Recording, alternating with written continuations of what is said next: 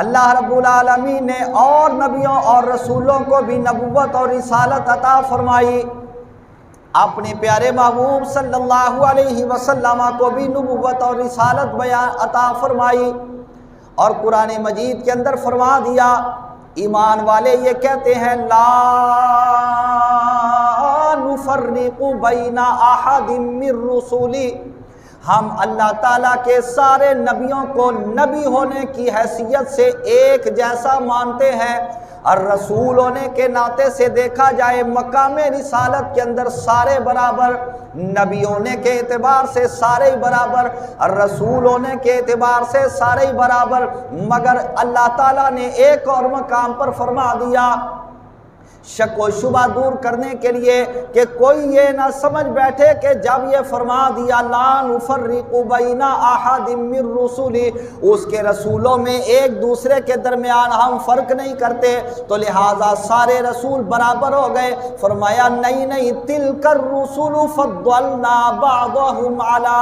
بعض، یہ رسول ہیں، یہ رسولوں کی جماعت ہے، یہ رسولوں کا گروہ ہے، ہم نے بعض رسولوں کو بعض رسولوں کے اوپر مقام و مرتبہ عطا فرمایا، بعض رسولوں کو بعض رسولوں سے زیادہ شان عطا فرمائی، فضلنا بعضهم علی بعض، بعض کو بعض کے اوپر زیادہ فضیلت عطا فرمائی۔ کس طرح کے منہم من کلم اللہ، بعض رسول ایسے ہیں کہ جن سے اللہ تعالیٰ نے کلام کیا، جس طرح کہ حضرت موسیٰ علیہ السلام سے کلام کیا، لیکن آگے فرمایا وَرَفَعَ بَعْضَهُمْ درجات،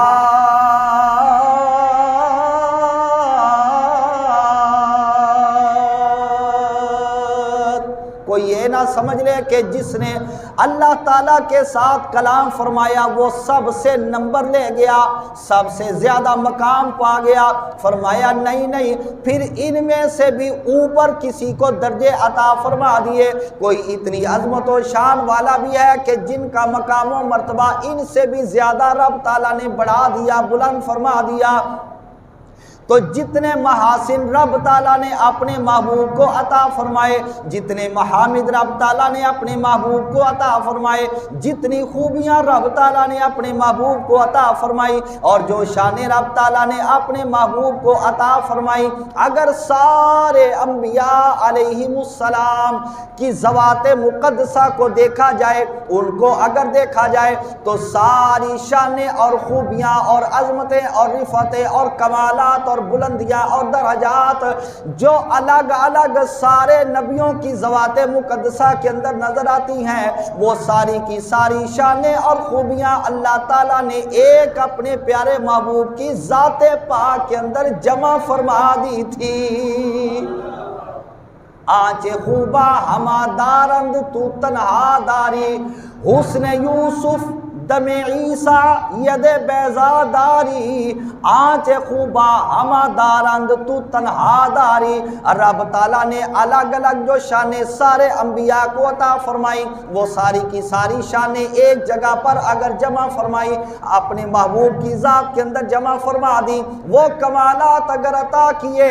رب تعالیٰ نے سارے کے سارے سمیٹ کر اپنے محبوب کی جھولی کے اندر ڈال دیے۔ ہر نبی نے خدا تعالیٰ کی وحدانیت کی گواہی دی، مگر رب تعالیٰ کو دیکھا نہیں۔ جبریل آ کر بتاتا رب تعالیٰ ہے، وہ اکیلا ہے، وہی خالق ہے، وہی مالک ہے، وہی رازق ہے، وہی عبادت کے لائق ہے۔ اس نبی نے جبریل سے سن کر آگے اپنی امت کو بتا دیا۔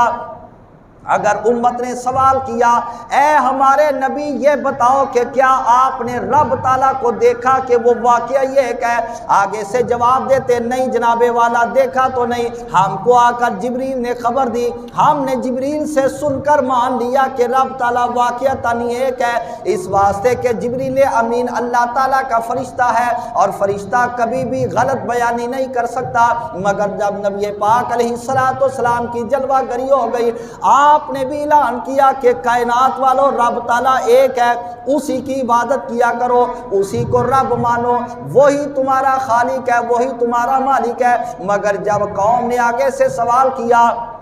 یا رسول اللہ صلی اللہ علیہ وسلم، یہ بتاؤ کہ کیا آپ نے رب تعالیٰ کو دیکھا کہ وہ واقعہ یہ کہ آقا دو جہاں علیہ السلام نے یہ نہیں فرمایا کہ میں نے جبریل سے سن کر مانا، آپ نے فرمایا ہاں کیوں نہیں، جب میں معراج پر گیا تھا تو اللہ رب العالمین کا میں نے اپنے سر کی آنکھوں کے ساتھ دیدار کر لیا تھا۔ ہر نبی کو کسی خاص علاقے کی طرف بھیجا گیا، حد متعین کر دی جاتی کہ یہ اتنا ایریا، اتنا علاقہ اے نبی آپ کا ہے، آپ نے یہاں پر تبلیغ کر دی ہے، اس علاقے کے رہنے والے اتنی حد کے اندر رہنے والے وہ آپ کے امتی ہیں، اتنی حد کے اندر آپ کی رسالت اور آپ کی نبوت کے احکامات وہ لاگو ہوں گے، حد متعین کر دی جاتی۔ مگر جب آقا دو جہاں علیہ السلام کی جلوہ گری ہوئی تو رب تعالیٰ نے حد متعین نہیں فرمائی، کیا کیا؟ فرمایا کل محبوب آپ اعلان کر دیں۔ باری تعالیٰ کیا اعلان کرو؟ فرمایا حبیب اعلان کر، یا ایھا الناس، اے لوگو، انی رسول اللہ علیکم جمیعا، میں تم سب کی طرف رب تعالیٰ کا رسول بن کر آ گیا ہوں۔ حد متعین نہیں کی، جہاں پر بھی لوگ بستے ہیں، دنیا کے جتنے ممالک ہیں کائنات کے اندر، جتنے جزیرے ہیں سمندر کے پار، جس طرف بھی رب تعالیٰ نے جو اپنی مخلوق پیدا کر دی، چاہے وہ زمین کے اوپر رہنے والی ہو، چاہے وہ ہوا کے اندر اڑنے والے ہو، چاہے وہ زمین سے نیچے رہنے والی ہو، چاہے وہ آسمانوں سے اوپر رہنے والی ہو، جس کو رب تعالیٰ نے اپنی مخلوق بنا کے پیدا کر دیا ہے، اس کی طرف رب تعالیٰ نے اپنے محبوب کو اس کا رسول بنا کے مبعوث کر دیا۔ رب تعالیٰ نے اپنے محبوب کی رسالت کو اس قدر عام کر دیا ہے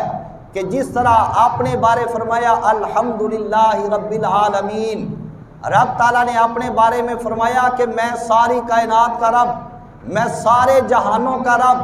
جتنے بھی جہان ہیں سارے جہانوں کا رب میں ہوں۔ اور جب اپنے محبوب کا تعارف کرایا تو فرمایا وما ارسلناک الا رحمۃ للعالمین، میرا محبوب سارے جہانوں کے لیے رحمت بن کر آ گیا۔ اونچا کہتے ذرا۔ تو جتنے بھی جہان ہیں، جہاں تک رب تعالیٰ کی ربوبیت، وہاں تک اللہ کے محبوب کی مصطفائی، جس کا رب العالمین، اس کا رسول اور نبی رحمت للعالمین، جہاں تک رب تعالیٰ کی خدائی ہے، وہاں تک اللہ کے پیارے محبوب کملی والے کی مصطفائی ہے۔ رب تعالیٰ جس کا رب ہے اس کے نبی اللہ کے پیارے حبیب ہیں، اور دوسرے انبیاء کے لیے پابندی تھی کہ فلاں جگہ پر جا کر عبادت کرو گے تو قبول ہوگی۔ جب محبوب خدا کی امت کی باری آئی، رب تعالیٰ نے پابندی ختم کر دی، آسانی پیدا کر دی، پابندی اٹھا دی۔ حضور نے فرما دیا کہ میرے لیے رب نے ساری روئے زمین کو مسجد بنا دیا، اب کسی مخصوص جگہ پر جانے کی ضرورت نہیں، آپ کسی خاص علاقے کے اندر جانے کی ضرورت نہیں کہ وہاں عبادت کریں گے تو قبول ہوگی، اس سے باہر کریں گے تو رد کر دی جائے گی۔ فرمایا نہیں، جہاں رب تعالیٰ نے میرے لیے ساری روئے زمین کو مسجد بنا دیا، تو اس سے پتہ یہ چلا کہ دوسرے انبیاء کی امت کو محدود رکھا۔ جب آقا دو جہاں علیہ السلام کی جلوہ گری ہو گئی تو آقا دو جہاں نے جہاں پر قدم ٹکا دیے، ان قدموں کی برکت سے